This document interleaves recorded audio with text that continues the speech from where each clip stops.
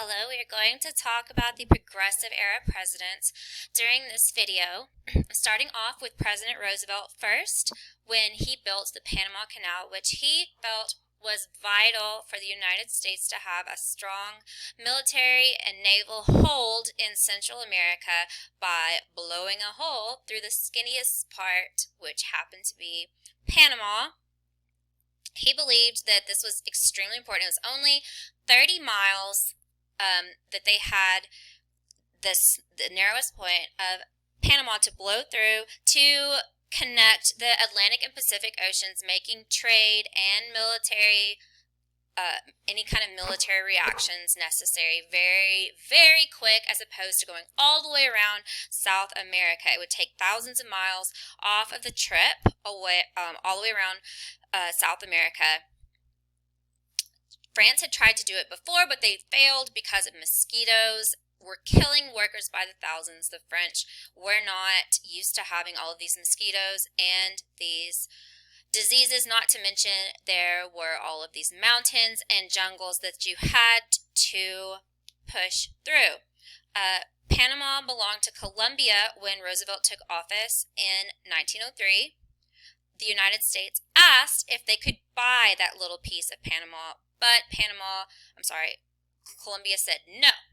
And so Roosevelt was really angry, and so he helped stage a revolution with the Colombians to fight for their independence against Colombia. And in return for help to support the revolutionaries, the United States wanted, of course, to be able to build the Panama Canal, and that is how it comes to fruition.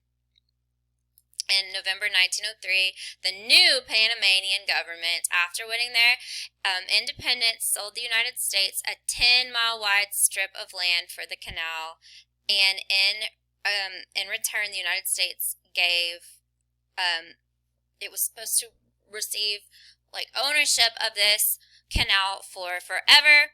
It took years to build the Panama Canal, about 10. They could only go about a mile a year, and it took about 50,000 workers, and they dug up millions of tons of soil and dirt and rocks and blasted through these mountains to make this big hole and to then pour the cement for the canal.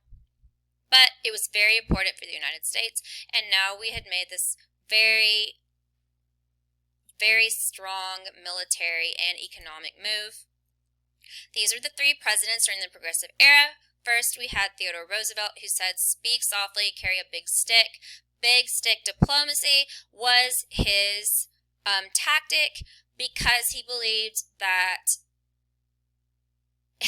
if you were strong, that people would be afraid of you, and then you wouldn't have any troubles. Much like Ronald Reagan, speak softly, carry a big stick. Actions speak louder than words. Followed by Taft and then Woodrow Wilson, who was president during World War I. In contrast with big stick diplomacy, Taft's tactic was dollar diplomacy. He encouraged U.S. bankers and businessmen to invest in Latin American nations. He did this to promote his foreign policy goals. So just like President Roosevelt and the Panama Canal, which was a big economic move also to have control of that area so you could move your ships for trade, Taft wanted a lot of Americans to have investment in Latin America so that we continue to have influence down there, and eventually that would mean you have control when you have money and investments down there. Certainly surrounding the Panama Canal, the more American presence that was down there, the more protection we could have over the Panama Canal. President Wilson, as you'll learn in World War I, his foreign policy in Latin America is that he wants to promote American freedoms and democracy to the rest of the world. He believed that other countries should mirror the United States, that we really had a good thing going with our ways of life, our ways of government, and he thought that everybody else should follow suit and enjoy what we enjoy here in the United States. So, in conclusion, hang on, I'm trying to move this here. The Roosevelt corollary. Remember Roosevelt, he's big stick, power, influence, fear. Roosevelt corollary told you it was a statement made to the rest of the world that the United States would always protect, hang on, I'm messing this up, protect the United States and Latin America, our entire hemisphere. So if any other European or any country in the whole world thought that they were going to come over and try to take or mess with the northern hemisphere, he was going to use American militaries to fight them back, and they did not want to fight with him because he was going to win. And Wilson, he had moral diplomacy. American influence would spread democracy, freedom, and peace to the world, and then everybody would be the happiest that they could be by mirroring what we do here. And then Taft used dollar diplomacy to use American influence abroad through business deals, not force. So Roosevelt is force, military. Taft is by money and influence from business. Wilson, morals, by influence of American culture and way of life.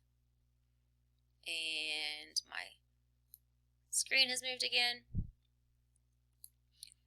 Henry Cabot Lodge was a friend of Teddy Roosevelt who supported imperialism just as Teddy Roosevelt did. And he will stay tuned for his Onion on World. I'm pretty sure that's supposed to be opinion. But he supported Teddy Roosevelt's imperialistic motives, such as protecting Latin America, building the Panama Canal, and also backed him up on things like conservation efforts and setting aside federal reserves and national parks.